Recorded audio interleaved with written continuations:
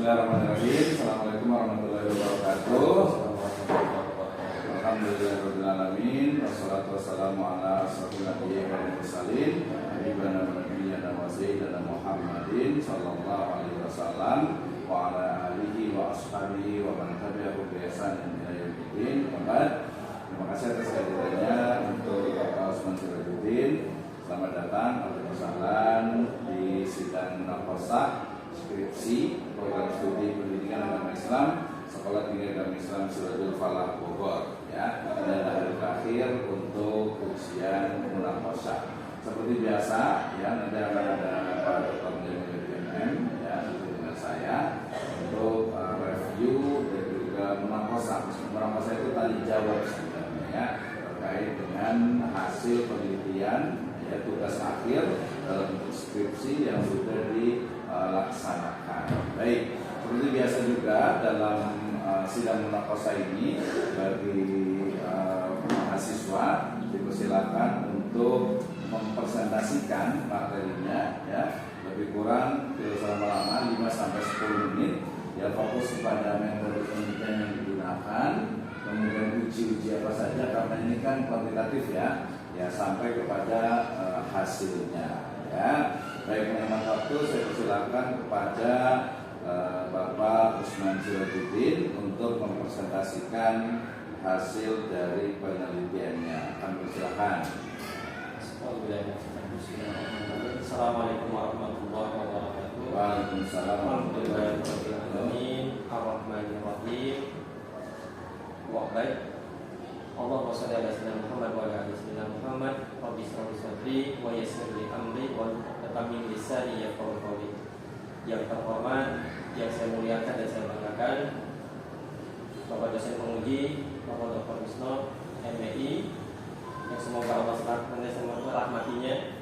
Perkenalkan, saya Usman Sirajuddin dengan nomor induk mahasiswa 220101191.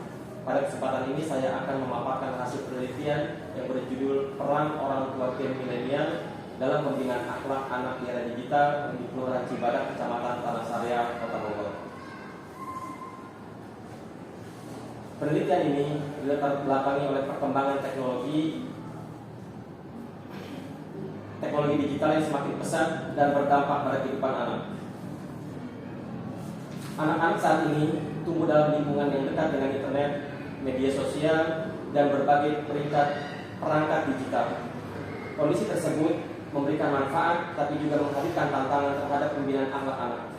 Oleh karena itu, peran orang tua generasi milenial menjadi penting dalam mendampingi dan membimbing anak agar tetap memiliki akhlak yang baik sesuai dengan nilai-nilai Islam.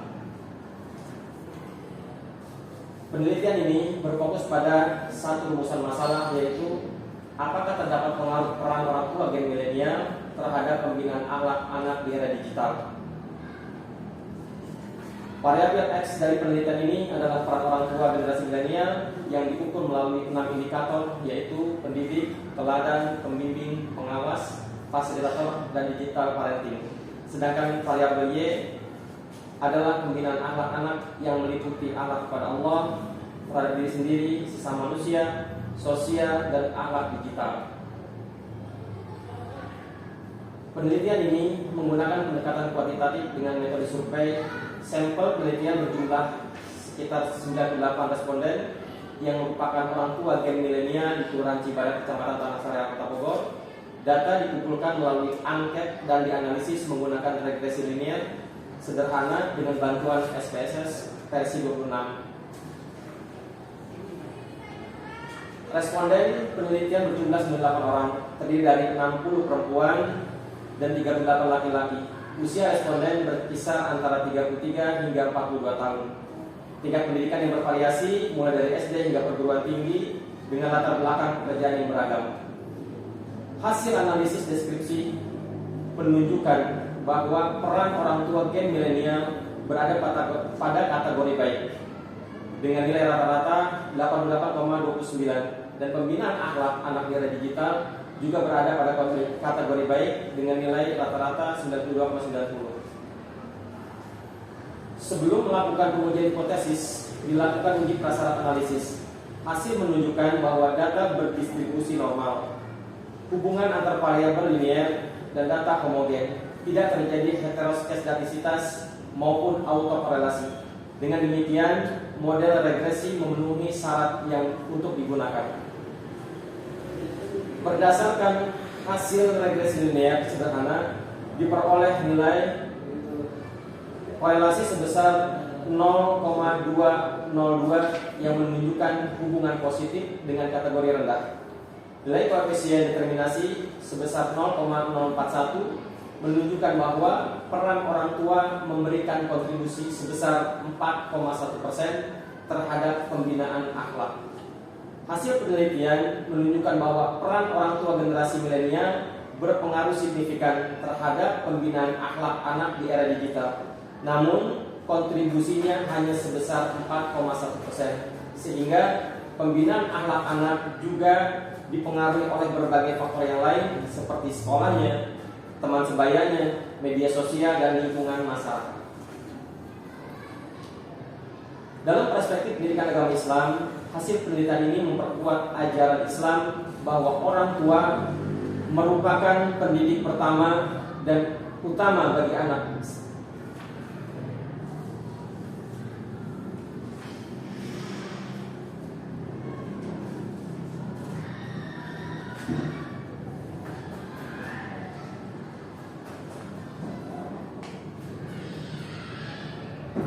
Bagi anak, sebagaimana firman Allah Subhanahu wa taala di dalam Al-Qur'an surat Al-An'am ayat 6, A'udzubillahi minasyaitonir rajim, ya alladzina amanu qu anfusakum wa ahlikum nar. Maknanya adalah orang tua memiliki tanggung jawab untuk menjaga dan mendidik keluarga. Oleh karena itu, peran orang tua sebagai pendidik, sebagai pembimbing dan teladan menjadi fondasi utama dalam pembinaan anak-anak di era digital. Berdasarkan hasil penelitian dapat disimpulkan bahwa peran orang tua gen milenial dalam pembinaan akhlak anak berada pada kategori baik. Hasil analisis regresi menunjukkan bahwa terdapat pengaruh yang signifikan antara peran orang tua gen milenial terhadap pembinaan anak-anak di era digital dengan kontribusi sebesar 4,1%. Oleh karena itu, penguatan peran orang tua tetap menjadi bagian penting dalam pembinaan anak-anak di tengah perkembangan era digital. Sebelum dan sesudahnya, terima kasih atas perhatian Bapak penguji. Assalamualaikum warahmatullahi wabarakatuh. Waalaikumsalam warahmatullahi wabarakatuh. Terima kasih untuk Bapak Samsudin ya. Menarik ini ya, artinya topiknya cukup bagus ya, dan juga dari sisi penulisan sebenarnya sudah agak lumayan, walaupun ada beberapa hal yang perlu diperbaiki ya.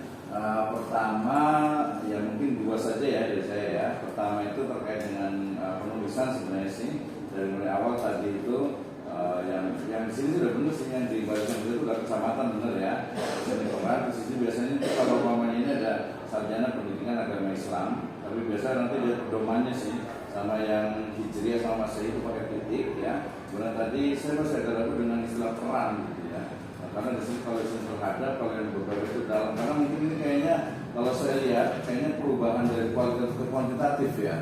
Iya kan ya. Jadi masih ke bawah jadinya gitu kan. Jadi ke bawah termasuk juga nanti di literatur reviewnya di kajian pustaka terdahulu itu nanti menurut saya sih yang kualitatif hilangkan semuanya ya, ganti yang kuantitatif dan pakai atau menggunakan regresi linear sederhana ya. Nah nanti kita akan lihat tentunya ya. Kalau ini kan LPP 1, LPP 2 memang mungkin ada studi kasusnya ini memang karena memang sifatnya itu kualitatif banget. Di awalnya tidak ada peran, ada dalam, dan tadi literaturnya juga sama. Oke. Kemudian nanti dari sisi penulisan ini yang kasusnya berarti diganti ya. Nah, penelitian skripsi ini kan masih pakai dalam, ini dipastikan gitu ya. Jadi kalau saran saya sih, kalau memang mau masuk ke kuantitatif, ya udah total aja sekalian, ya, total gitu ya. Jadi udah ganti dulu menjadi bukan diganti sih sebenarnya, cuma dirubah karena prinsipnya udah sama kan. Jadi gampang, peran orang tua gen milenial ya terhadap membina akhlak anak di era kurang digitalnya di sini. Di era digital, kelurahan Cibadak, Kecamatan Tarasa, Kota Bogor. Jadi keseluruhan diganti seperti itu aja ya. Jadi lebih ini. Terus ini versi espresso 26 ya? Iya. Sekarang udah 29 padahal ya. Nah, itu masih pakai yang lama ya? Belum update. Cuma saya dimasukkan pakai yang 29. Oke. Nanti diperbaiki gitu ya. Terus ini jangan lupa nih, nanti diperiksa lagi pedoman ini, transliterasi ini harus harus digunakan gitu ya. Harus digunakan, nanti kita lihat ya di penggunaannya ya. Kemudian tadi juga diperbaiki ya, diperbaiki. Kemudian tulisan M-nya kayaknya mengikuti semuanya nih. A-nya itu besar, punya yang M-nya itu kecil gitu ya. Nanti diperbaiki itu yang ininya. Terus ini tulisan pembimbing ya, nanti diperbaiki. Kemudian ini tulisannya nanti dari pedoman. Kemarin saya dari pedoman itu bukan latar belakang masalah, malah jadi cuma latar belakang aja. Iya gitu ya. Tapi nanti dipastikan aja ya. Dipastikan ini untuk tulisannya. Kemudian ini kan pakai Mendeley ya. Yes. Pakai Mendeley itu nanti kalau bahasa Indonesia di Ali, Alia, Konsa, Atakia, dan Hakimuddin Salim dan pakai N ya. Itu diperbaiki ya. Oke, kemudian kalau di halaman 2 saya pengen sih di awal itu jangan menggunakan kata sambung ya. Ini kan di Indonesia digitalisasi berkembang, maksudnya digitalisasi berkembang pesat di Indonesia gitu ya. Jadi dari sini dan naik ke sini. Jadi menggunakannya bahasa Indonesia yang SPOK, subjek, predikat, objek, keterangan. Nah, seperti itu ya. Sampai juga nih di footnote ini ada tulisan D, itu kan D-nya kecil. Ya, jadi jangan sampai ada yang besar. Nah, nanti mengikuti semuanya. Terus ini ada beberapa footnote yang nempel ya. Maksudnya nempel itu ada 14, 15 tuh jadi 1, 12, 13 itu kenapa nih ya? Terus referensinya 2 tuh gimana? 2 tadinya mau dipakai jadi tapi ketinggalan gitu. Gitu. Terus lebih baik taruh di belakangnya aja lagi, jangan ditempelkan gitu, kayaknya nggak lazim gitu ya. Kalau mau 2 ya di sininya 2 langsung. Iya, jadi foto ini tetap 1 gitu. Karena di 12 ini biar jangan menggunakan kata dalam di depan juga. Pokoknya kata sambung jangan di depan, ini sama di atas jangan lupa dipisah gitu ya. Ini di atasnya diperbaiki. Kemudian identifikasi masalahnya. Nah di sini ini masih agak kerasa kualitatifnya ini ya. Terutama di rumusan dan pembatasan. Nanti ikuti pedomannya. Pedomannya memang ada identifikasi dengan pembatasan ya. Nanti dipastikan ya, ini kan ada identifikasi nih. Iya. Ya, sini kan ada pembatasan. Iya. Pastikan nanti kalau ikut ada memang ada ya, kita nggak apa-apa ya. Iya. Itu kemudian tadi ini kan ada 1, 2 rumusan masalahnya. Ini kan rumusan masalahnya itu nggak usah pakai kalau 1 itu nggak usah pakai ini, A itu nggak usah. Langsung saja, ini kan kata-katanya udah sangat kuantitatif nih. Jadi apakah terdapat hubungan yang signifikan antara orang tua dan milenial terhadap pembinaan anak di era digital dalam perspektif dengan rumus nggak usah. Karena kalau sih nggak usah pakai ini sih, nggak usah pakai dalam perspektif ini, nggak usah. Iya. Bahkan kalau kuantitatif itu dia nggak usah pakai apa namanya itu dalam pembinaan akhlak anak gitu aja. Ya, anak di keluarga gitu, pada keluarga itu sebenarnya. Gitu. Jadi masalahnya apa nanti di era digital itu dia nggak dieksplor juga. Iya, tahunya cuma itu aja. Jadi ya udah namanya penelitian ini pasti di era digital pasti sekarang gitu kan penelitiannya. Kalau kuantitas itu pasti terkait dengan waktu. Makanya kalau ada waktu nggak usah pakai di era digital lagi. Gitu ya. Nah tujuannya juga sama nih, jangan satu kemudian sendirian gitu ya. Ini kan yatim piatu nih. Nggak boleh, jadi udah langsung aja. Secara khusus penelitian ini adalah sebagai berikut, yaitu mengetahui hubungan, ini hubungan nih pengaruh ya, ini berpengaruh, gitu kan? Dia mengetahui pengaruh peran orang tua, nggak usah pakai peran juga sih sebenarnya. Ya peran orang tua kali ya, ya pengaruh beda pengaruh peran orang tua dengan pengaruh orang tua. Ya sebenarnya lebih tepat sih, Pak ya tadi kan soalnya pendidikan sih, pola asuh gitu. Sama juga di sini terhadap pembinaan akhlak, sebenarnya bukan terhadap pembinaan, langsungnya terhadap akhlak. Cuman kalau terhadap akhlak itu jadinya ini agak-agak ini, agak-agak apa sih namanya itu istilahnya itu rancu, agak kacau. Kenapa? Karena ya ditanya, kalau ditanya ini siapa yang jadi respondennya? Orang tua kan. Terus kenapa terhadap pembinaan? Itu orang tua menilai pembinaan sendiri. Ya, jadi saya minta penilaian dia ketika membina anaknya. Nah itu kan sebenarnya udah jadi peran. Iya kan ya, membina anak itu kan udah peran. Sebagai orang tua. Iya kan ya, iya kan. Jadi membina anak itu kan peran.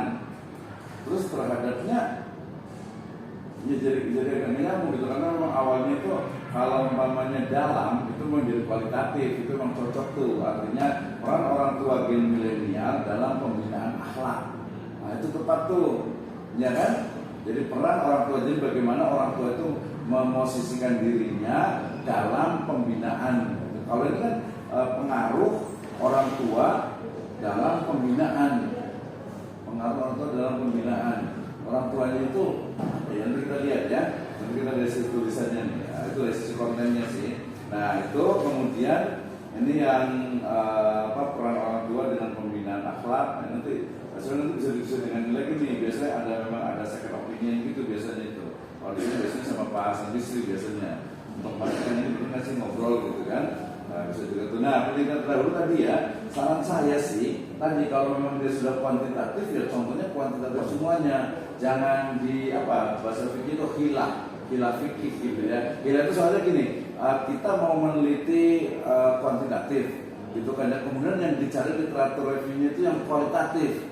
Karena apa? Karena biar kelihatan, oh ini baru nih karena ada kuantitatif. Enggak seperti itu.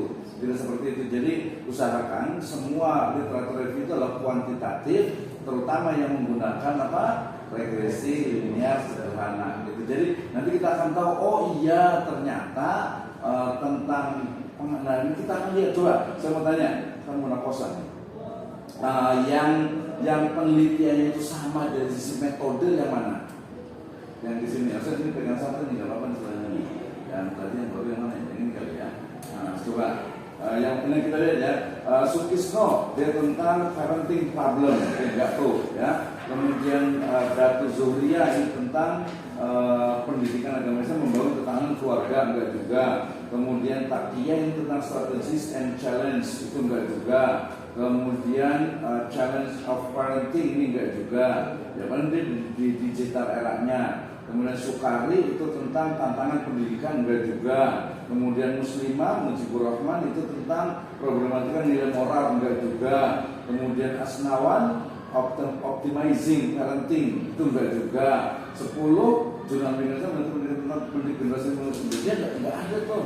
Tapi kalau yang diringkasannya kok di sini ada misalnya itu mana nih? Yang di metode itu kualitatif, kuadeskriptif, korelasi, literatur itu survei kuantitatif. Lihat Muslimah dan Mujibur Rahman di sini kan Muslimah dengan Mujibur Rahman di tabel itu kan dibilang kuantitatif.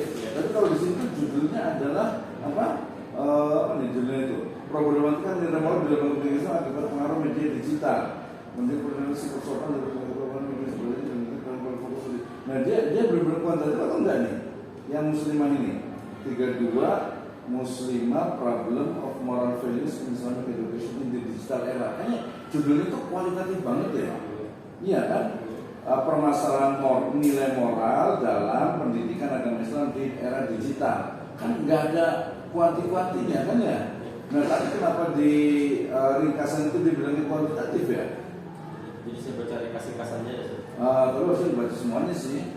Bukan dibaca semuanya. Jadi kalau perlu tuh filenya itu punya PDF-nya itu punya, kan di gratis kan. PDF itu punya, oh iya ternyata. Kemudian yang kedua juga si Asnawan ini judulnya kan Optimizing Parenting to Grow Early Childhood Character Through Islamic Education in Digital Era, menggunakan pendekatan menggunakan bahasa menggunakan sedikit dalam pendekatan anak usia dini.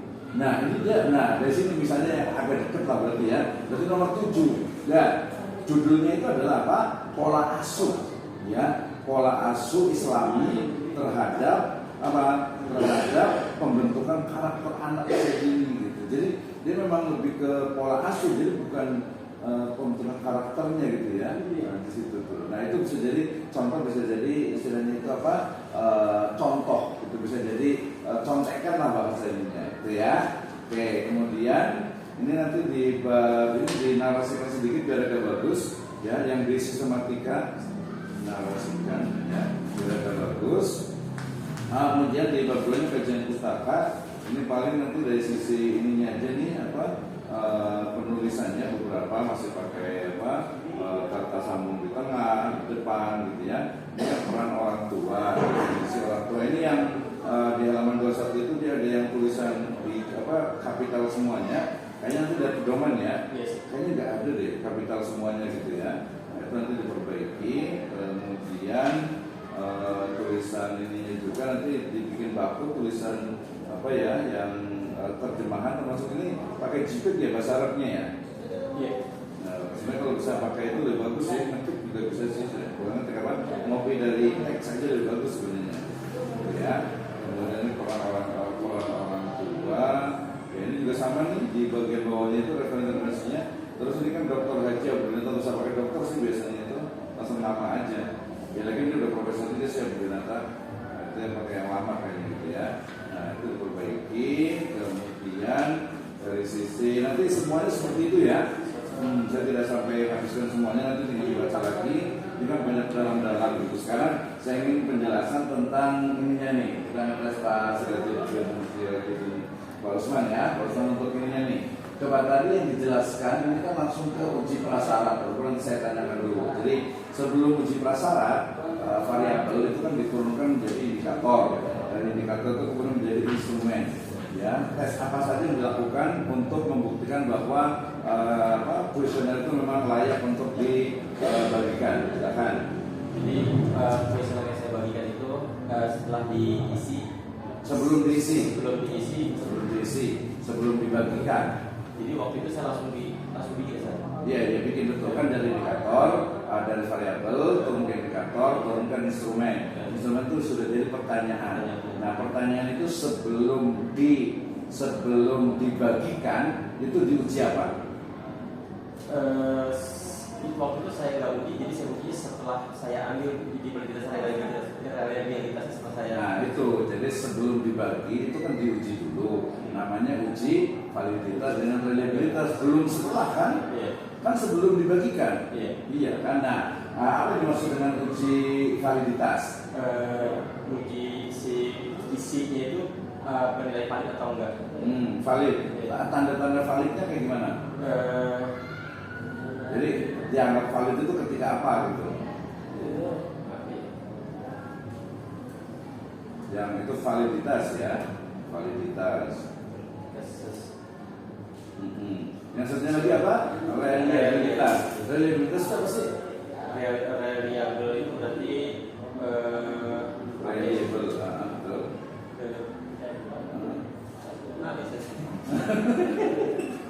Jadi yang reliable gitu kan, itu penting, itu kan nggak bisa, nggak sah kan, itu kan butuhnya gitu. Kalau memang nggak itu nggak sah gitu, nggak sah istilahnya tidak sah dibagikan gitu ya, karena cacat di situ kan. Oke, apa tuh?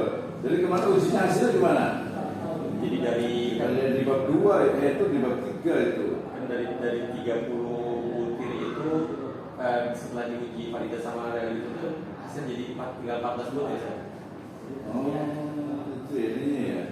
Validitas instrumennya itu namanya uji validitas instrumen kan. Bisa nggak dipahamkan di uji validitasnya nih? Ini berarti banyak banget. Dari 30 butir 16 yang drop. Berarti harus lebih besar kali ya. Apa sih lu bilang apa katanya? Enggak, dia nggak awal sih karena memang yang isinya itu juga beberapa memang apa ya, jadi bukan menyalahkan Pak Paham gitu, tapi saya juga nggak dia jujur atau nggak buat isi itu. Nah itu kadang konten itu kayak gitu dia permasalahannya itu. Jadi apa namanya? Sebenarnya kalau tadi istilahnya itu latar belakang pendidikan betul tadi tidak disalahkan. Justru yang disalahkan itu adalah penelitinya karena dia menggunakan bahasa yang tidak sesuai dengan levelnya, dengan level responden. Itu ya. Jadi sisa 14 ini dari sisi ininya apa? Dari sisi validitasnya. Dari sisi validitas untuk yang instrumen dua-duanya, untuk yang dua variabel itu. Jadi semua pertanyaan ada berapa? Total berarti 60 pertanyaan. Terus 60, 30. Ternyata hampirnya 114, 116. 14 juga 14 juga. Oh sama juga. Setelah diuji validitas ya. Nah itu termasuk tadi juga memang ketika menyebarkan membagikan itu apakah perlu petunjuk atau pakai apa sih Google Form? Pakai manual. Pakai kuesioner. Dilihatin nggak? Ditungguin gitu atau gimana? Yang awal saya tungguin, pas yang setelah jadi di apa, kan awal saya dengan 30 orang buat uji itunya. Jadi dari hasil 30 orang itu menghasilkan 14 butir yang paling, baru saya ujikan ke 98 orang. Iya, itu hanya 14 butir ya berarti ya. 14 berarti 28 ya. Ini yang tulisan yang ini ya, validasi instrumennya ya. Kalau reliabilitasnya sama juga? Reliabilitas ya. Ada yang reliable berapa butir instrumennya? Kalau reliable semuanya reliable, jadi sama poinnya. Tapi dia 26 ya, 26 kenyataan. Dia memenuhi syaratnya ini dari sisi ini. Makanya tadi ditanya, tadi kan 14. Ketika ditanya apa ukuran validitas suatu instrumen, dia kan validasi sesuai dengan nilai itu. iya betul. Nah, nanti kalau mamanya dia 14 itu dia masih bisa dilanjut nggak ini untuk datanya itu? Atau kan harus dirubah, diganti sebenarnya, diganti pertanyaan lain. Jadi kalau misalnya dari 14 butir itu. Nggak ditambah. 14 butir itu mewakili nggak dari indikator? Ada indikator yang hilang malah. Berarti nggak lengkap ya, teorinya nggak ini berarti ya. Iya nggak bisa ya. Oke, ya kemudian dari setelah uji normalitas dengan validitas, kemudian kan dimasukkan tuh, di-sharekan tuh kemana ke responden. Selanjutnya pakai uji apa lagi? Dia ada normalitas. Uji normalitas itu apa sih? Coba uji normalitas itu apa?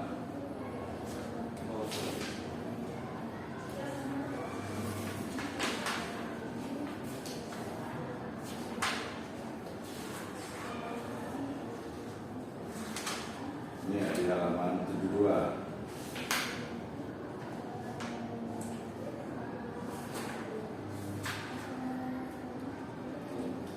Ini fontnya masih agak beda nih, yang di ini ya font ya. Itu dilihat semua pedomannya ya.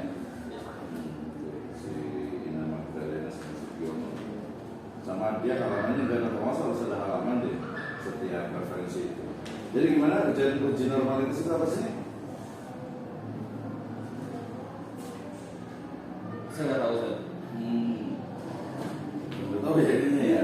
Uji normalitas jadi uji normalitas itu adalah uji untuk memastikan bahwa data yang dibagikan itu dia terdistribusi secara normal.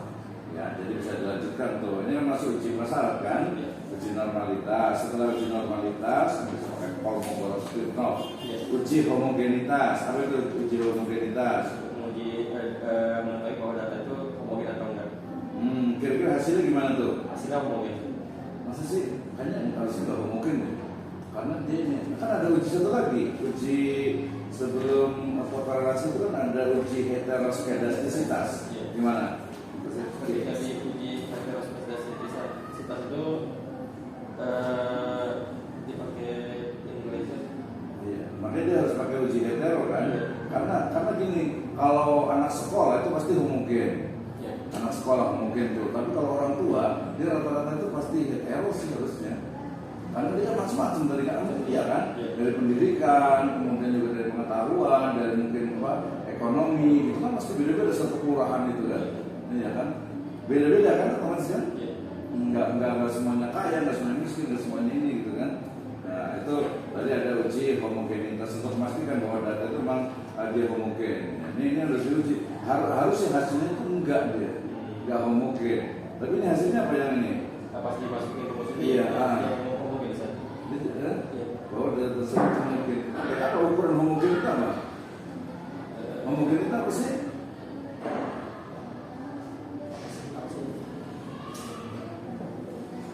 Iya, dia kan kalau orang tua sih harusnya pada homogenitas ya. Di halaman 75 itu. Nah, harusnya kalau orang tua itu dia nggak homogen ya. Nggak homogen ke sekolah itu dia harusnya hasilnya tuh ini. Mungkin tadi karena ya tadi karena ngitungnya itu karena dari awal itu hanya 14 sampai 14 itu ya linearitasnya. Kalau linearitas gimana? Itu linearitasnya. Mengetahui satu linear setidaknya suatu distribusi kemudian dikatakan distribusi ketika dokumen sesuai dengan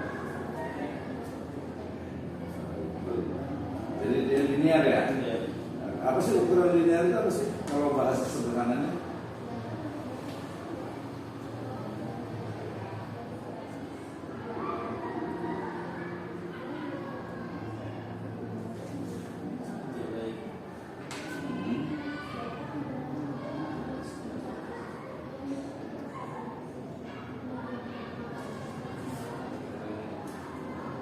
Nanti kalau antara uji homogenitas dengan heteroskedastisitas itu hasilnya apa yang uji heteroskedastisitas?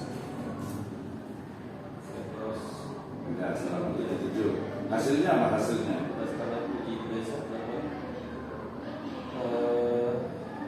Nilai signifikasi variabel 0,978 dibagi pada nomor batas tidak mengandung jarak heterosid. Nah itu dia. Jadi tadi kalau di kalau di homogen itu kan tadi dia katanya homogen. Nah, iya kan dia terbukti kan dia homogen kan. Nah kalau di uji heterosnya itu dia nyarinya itu kesana lagi dia jadi ke tidak mengandung gejala heteroskedastisitas gitu ya. Nah ini karena pengujian seperti ini memang yang kadang namanya itu nggak pas lah gitu ya, nggak sesuai. Terakhir yang uji regresi linear sederhana, coba bisa dijelaskan apa sih uji regresi linear sederhana itu?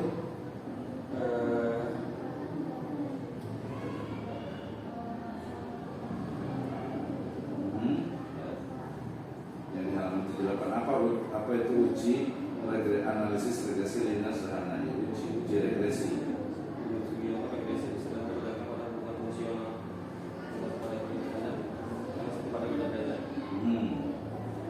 Jadi gimana rumusnya gimana?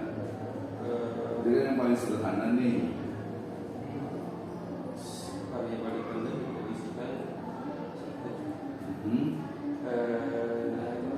harga Y bila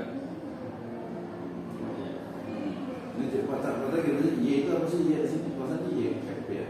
Y ada Y topiknya itu. Y sama Y itu apa sih? subjek variabel dependen. Nah, maksudnya gimana? Jadi variabel dependen itu kenapa ada harga segala ya? Oh jualan gitu ya? Ada harga ya? Itu bukan harga ya? Itu agak salah nih kali ya. Jadi kayaknya ambil contohnya itu di bisnis ini Sugiono nih kayaknya. Nah Sugiono itu kan dia di bawahnya tuh dia nggak disebutkan tuh buku apa. Sedangkan yang disebutkan buku dengan halamannya gitu ya. Ini makanya jadi harga kontak nih jadinya. Iya nanti dilihat lagi tuh ya ujinya gitu. Ini memang biasa kan kalau karena kualitatif dipaksakan ke kuantitatif jadi begini nih, bingung jadinya tuh ya.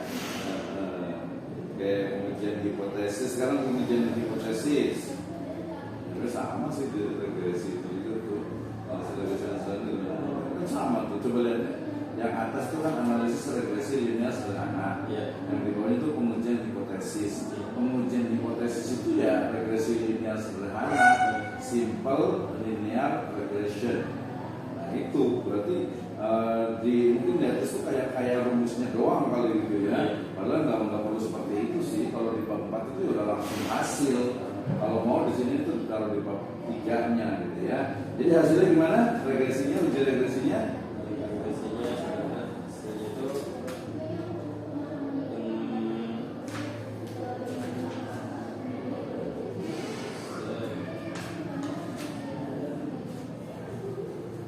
Nilainya berapa sih regresinya? 0,47. 0,7. Oh, 0,047.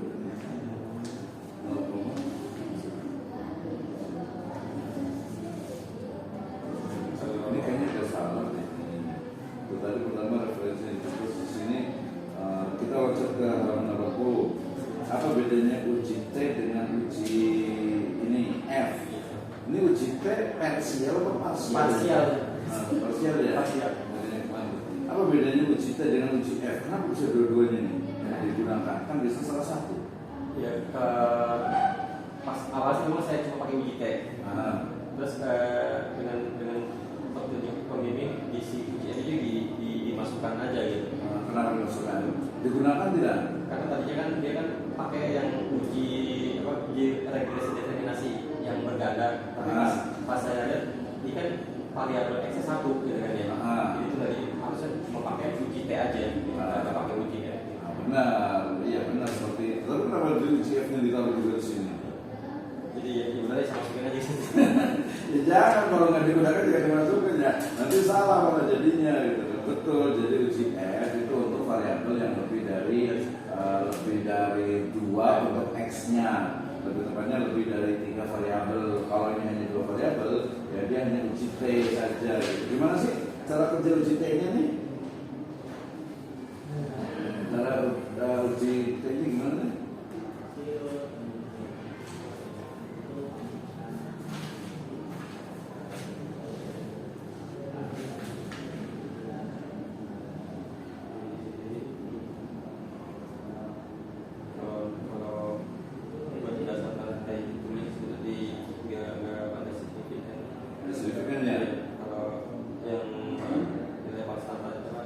Jadi kesimpulannya gimana kesimpulannya? Coba dibaca di bab 5-nya.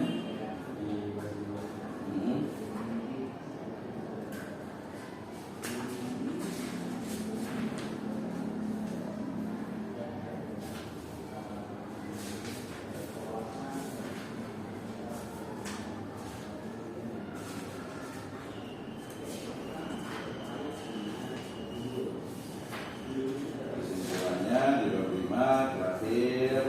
Ini nanti yang perbaikan-perbaikan ini kan ya.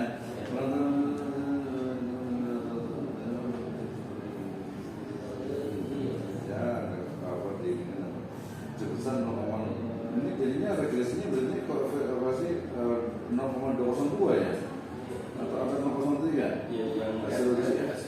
Kenapa dia hasil uji F di sini? Kenapa simultan ya? Kenapa dipakai juga di sini ya? Karena tadi di depan dipakai bisa. Tapi kan nggak perlu dipakai karena uji F itu kan hanya untuk ini aja. Harusnya kan hanya uji T-nya aja, tapi hasilnya kenapa sama ya? Iya kan ya? Gimana lagi? 0,047. Jadi hasilnya gimana? Signifikan atau tidak sih? Kalau masalahnya signifikan apa? Meskipun dia nilainya sangat rendah. Kalau signifikannya nggak sangat rendah kali. Namanya signifikan kan tinggi kan?